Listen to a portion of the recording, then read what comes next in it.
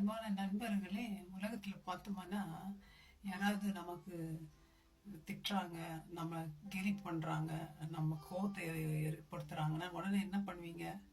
அவன 4 வார்த்தை அவன் சொன்னா, நம்ம 10 வார்த்தை அவனுக்கு எதிர்க்க சொல்லுவோம். அடி, தடி, சண்டை, 10 பேரை கூட்டின்னு வந்து அவனை தம்மு திம்முன்னு தப்புறது, இப்படியெல்லாம் பண்ணுவோம்.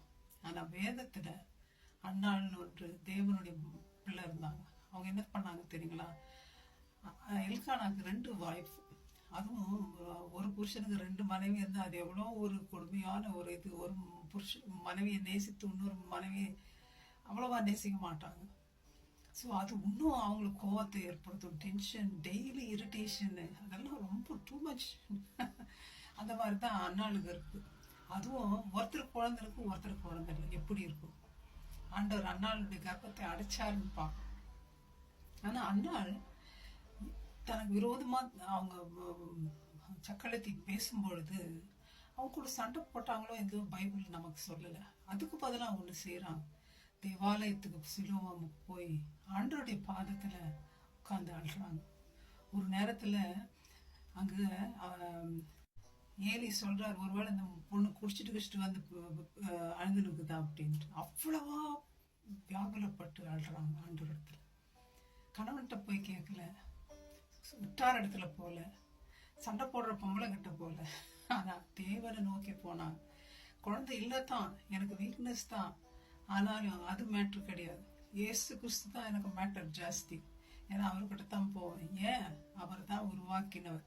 அவர் தான் சொல்றார், நான் உருவாக்கினவர், நான் கர்ப்பத்தை அடைப்பேனோ பைபிள்ல கேட்கிறார் ஆண்டவர்.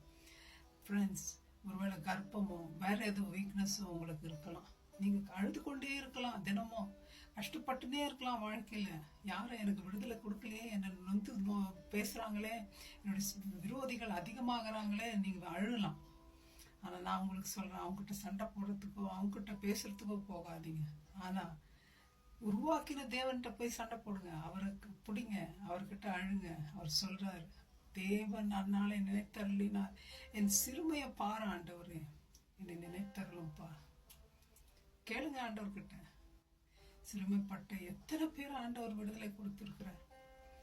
இயேசுநாதர் சிலுவையில தொங்கும் போது கூட அந்த கல்வன் ஆண்டவர்கிட்ட கேட்கிறான், ஆண்டவரே என்னை நினைத்தருளும் தாப்பனே, இன்றைக்கே நீ பரதேசில் இருப்பார் என்றார் ஆண்டவர்.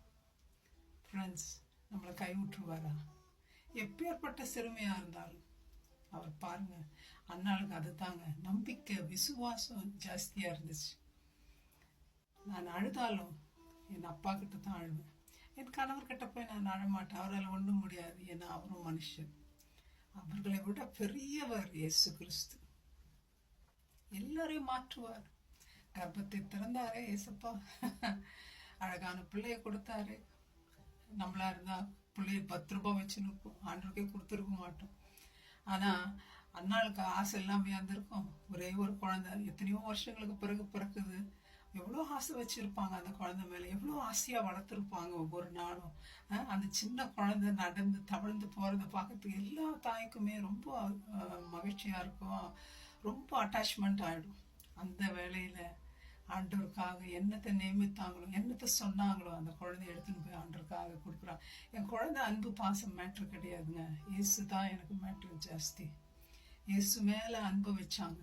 நீ எல்லா காரியத்தை விட்டு ஆண்டவர் மேல நம்ம நம்பிக்கை வைக்கிறோமா, இல்லை உலக காரியத்துக்கு மேலேயும் உலக பிள்ளைகள் மேலேயும் ஃபேமிலி மேலேயும் நம்ம அன்பு ஜாஸ்தி செலுத்துறோம்? ஆண்டவர் சொல்ற, உன் முழு இருதயத்தோடு என்ன தேடுன்றார், என்னையில் அன்பு கூறுன்றார்.